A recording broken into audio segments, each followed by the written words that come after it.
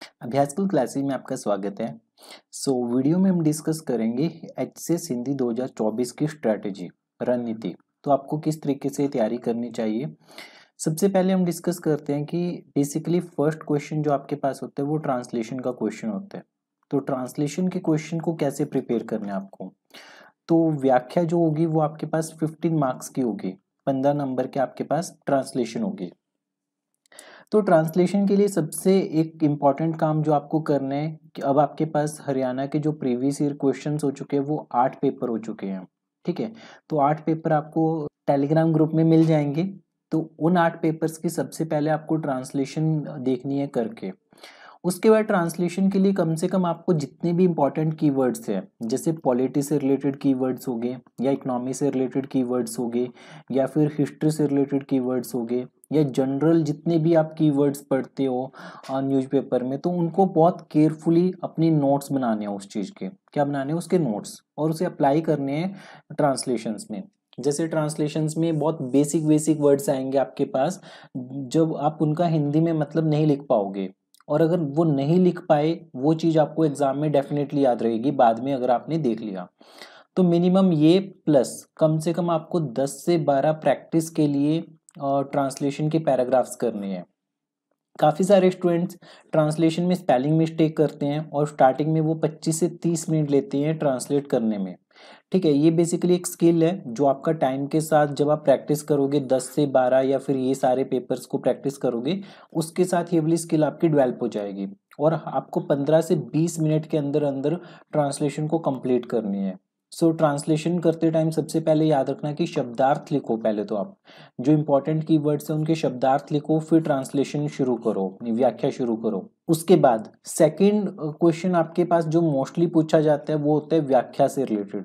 ठीक है, तो व्याख्या बेसिकली अगर आपके पास लेंथ अगर आपके पास 50 वर्ड्स दिए हुए हैं, ठीक है, 50 वर्ड्स की लेंथ को आपको इलेबोरेट करके लिखना है। इलेबोरेट करके आपको कितने वर्ड्स में लिखना है? कम से कम 110 से 120 वर्ड्स में आपको ये इलेबोरेट करके लिखना है।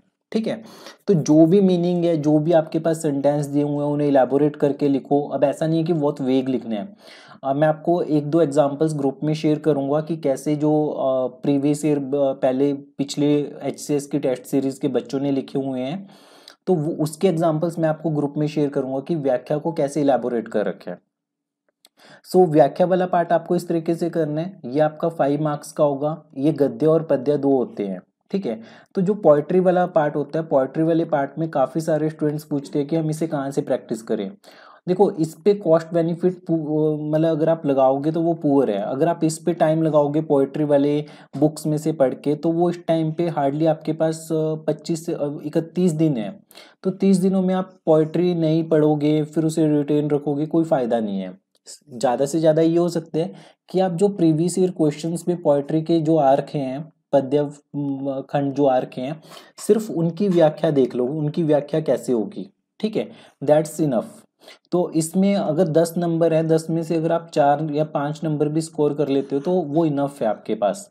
क्योंकि व्याख्या में एक तो आपके पास पैराग्राफ वाला पार्ट होगा, एक पोएट्री वाला पार्ट होगा। पोएट्री वाला पार्ट सबके लिए इक्वली टफ होगा, क्योंकि देखो पोएट्री वाले पार्ट में क्या होगा, अगर कोई भी जैसे लाइंस होंगी उसमें आपको कीवर्ड्स देखने हैं, उनका भादो, पाद, पाद का मतलब पैर हो सकता है, तो आपको इस तरीके से सेंटेंस फॉर्म कर सकते हो आप वहां पे। ठीक है, जो कीवर्ड्स होंगे, और ये मोस्टली ब्रज भाषा या खड़ी बोली में आपको देखने को मिलेंगे। ब्रज भाषा, खड़ी बोली, उस लैंग्वेज में। तो अगर आपको गांव की लैंग्वेज थोड़ी सी समझ में आती है तो आपके लिए इजी होगा कि अच्छा इसमें गुरु की महिमा के बारे में बात किया हुआ है, इसमें कृष्ण की भक्ति के बारे में बात की गई है। तो ये सब अगर आपको सेंट्रल आइडिया पता चल गया ना कि इस पर्टिकुलर जो पोएट्री की लाइन्स है इसमें इस चीज के बारे में बात की गई है, तब आप लिख सकते हो। उसके बाद अगर हम मूव ऑन करें पत्र के बारे में, पत्र लेखन। ठीक है, थर्ड या सेकंड क्वेश्चन आप पत्र लेखन देखते हो, लेटर राइटिंग वाला। तो पत्र लेखन में देखो काफी बार क्या होता है कि एक तो अप्लाइड पत्र आता है कि लिखना, कि आपने किसी को लिखा, जैसे फॉर्मल या इनफॉर्मल कोई भी लेटर आपने लिखा। एक इसमें से थ्योरी वाला क्वेश्चन आ जाता है। थ्योरी वाले क्वेश्चन का मतलब होता है कि शासकीय पत्र, ऑफिशियल लेटर क्या होते हैं, ठीक है, इसका फॉर्मेट क्या होता है, इसका कोई एक एग्जांपल दो। या फिर अर्धशासकीय पत्र क्या होते हैं, ठीक है, इसके बारे में बताओ। या फिर अधिसूचना, नोटिस जो हम बोलते हैं, अधिसूचना क्या होती है, इसका प्रारूप बताओ।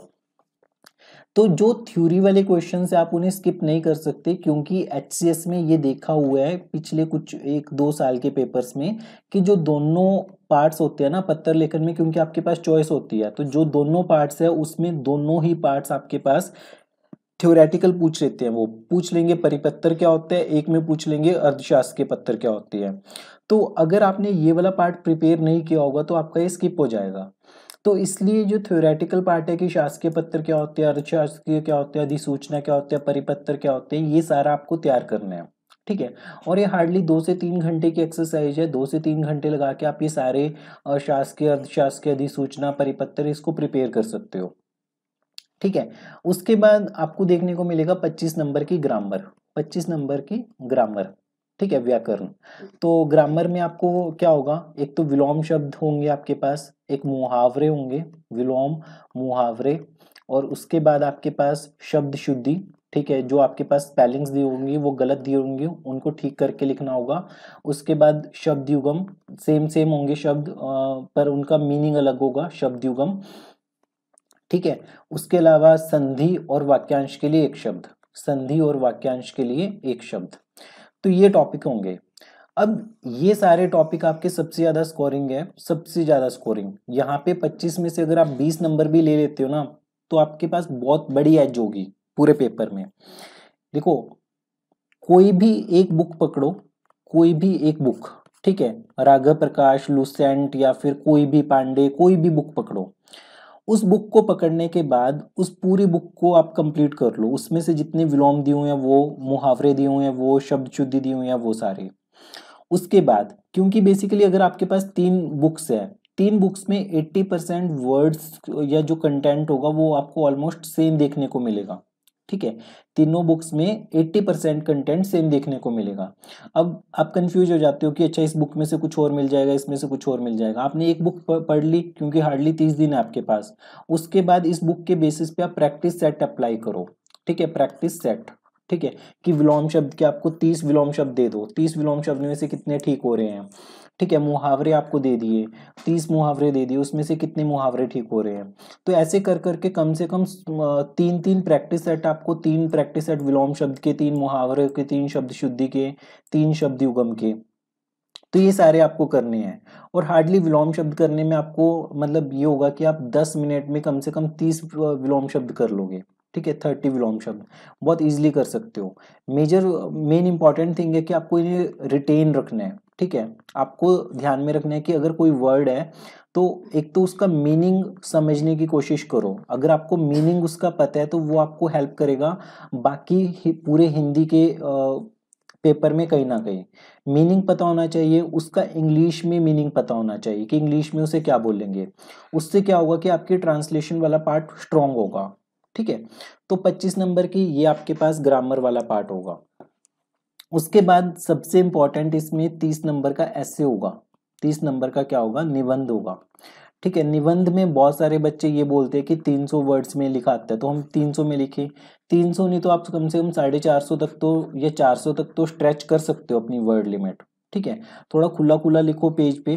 तो मतलब कि अगर अब शीट्स पे ऐसे होते हैं कि ऑलरेडी स्पेस छोड़ी होती है, तो कम से कम 4-5 पेज तो आप फिल करो, ठीक है। अब निबंध को प्रिपेयर करने का तरीका क्या है, देखो कुछ 5-6 चीजें ना वो फिक्स रहती है। जैसे वुमेन के ऊपर वो ऐसे आपको देखने को मिल सकते हैं, पर्यावरण के ऊपर आपको ऐसे देखने को मिल सकते हैं, इंडियन पॉलिटी में लोकतंत्र के ऊपर आपको ऐसे देखने को मिल सकते हैं, डेमोक्रेसी के ऊपर, ठीक है। Women environment democracy Bharatiya Samaj के ऊपर आपको ऐसे देखने को मिल सकते हैं, ठीक है। जो साइंस एंड टेक है, साइंस एंड टेक इसके ऊपर ऐसे देखने को मिल सकते हैं।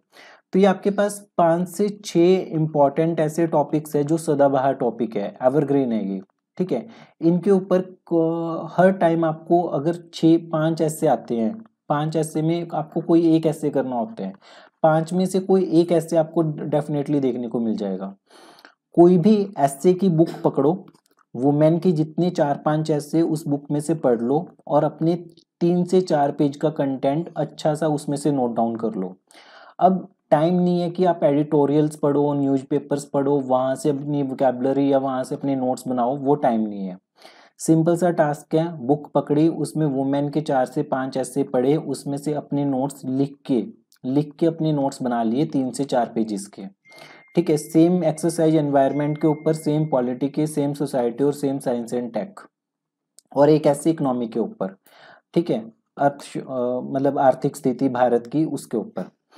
तो 6 टॉपिक्स के ऊपर आपको करना है, और वुमेन के 4 से 5 ऐसे पढ़ना, मतलब कि आपके लिए 2 से 3 घंटे की एक्सरसाइज होनी चाहिए। 2 घंटे की एक्सरसाइज है ये आपके लिए।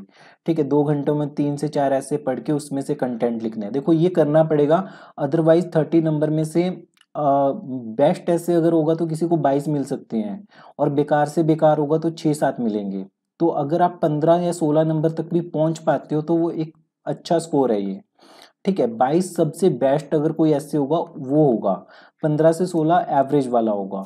तो आपको ट्राई करना है कि कम से कम 15, 16, 30 में से अगर आप स्कोर कर पाते हो तो वो एक अच्छा स्कोर है। तो एसए के लिए ये वाली स्ट्रेटेजी की बुक पकड़ो, उसमें से 4-5 ऐसे पढ़ो, वुमेन के ऊपर लगातार मिल जाएंगे आपको, एनवायरनमेंट के ऊपर 4-5 ऐसे पढ़ो लगातार, और उसके ऊपर अपना कंटेंट खुद से लिख लो। अब उतना टाइम नहीं है कि आप सोच के लिखो या फिर आप अपने नोट्स न्यूज़पेपर में से बनाओ। तो ओवरऑल ये स्ट्रेटेजी है।